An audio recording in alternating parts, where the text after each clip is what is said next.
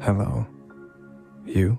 This video is just going to have the one image on it, so you can just listen to the Ghostface voice like it's a podcast. The one small change part of the title is a reference to Nando v Movies. I've heard some people say that episode 9 was a better series finale than 10, and I agree with that. 10 felt more like a season finale with a rushed epilogue. So, that's the one small change I'm making. Switching episodes 9 and 10 around. Basically, episode 8 will end the way episode 9 did, with Bronte deciding to take Joe down. I mean, she initially thought he was a serial killer that killed her friend, so when he's got a guy in the cage and is talking about killing people for her, she shouldn't need Marianne to spell out the obvious. The new episode 9 starts the same as 10, with Joe going to meet a guy that works with Will to get passports so Bronte and Henry can leave the country after he kills Kate and kidnaps Henry. But I would have the director tell the Bronte actress to pull it back a little, since Joe's whole thing is that he's a genius at reading people, so it's weird that she was acting scared of him the whole episode and he barely registered it.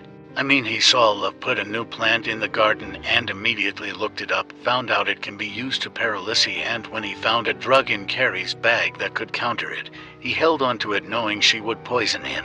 I would then have the episode mostly go the same until after the phone call with Henry.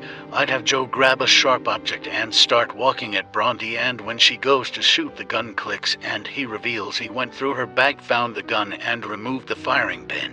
The fight between them goes the same, with a stab wound replacing the gunshot. Up until Joe drowns Bronte, because I would have her actually die.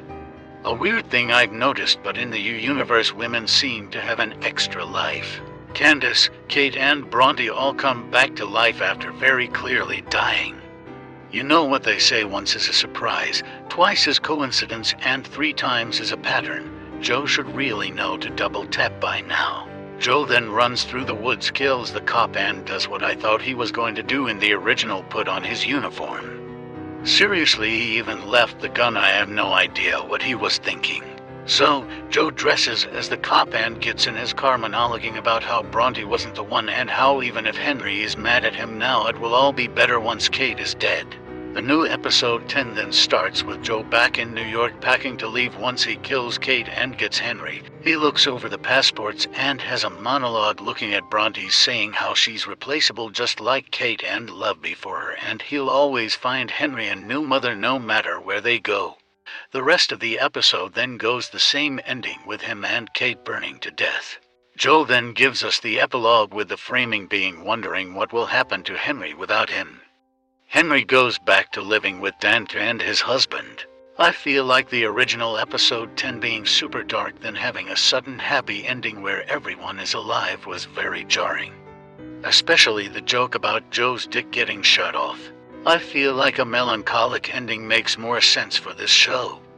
But I guess they needed to keep Joe alive so they can bring him back in like 10 years for season 6. That's the end. Good.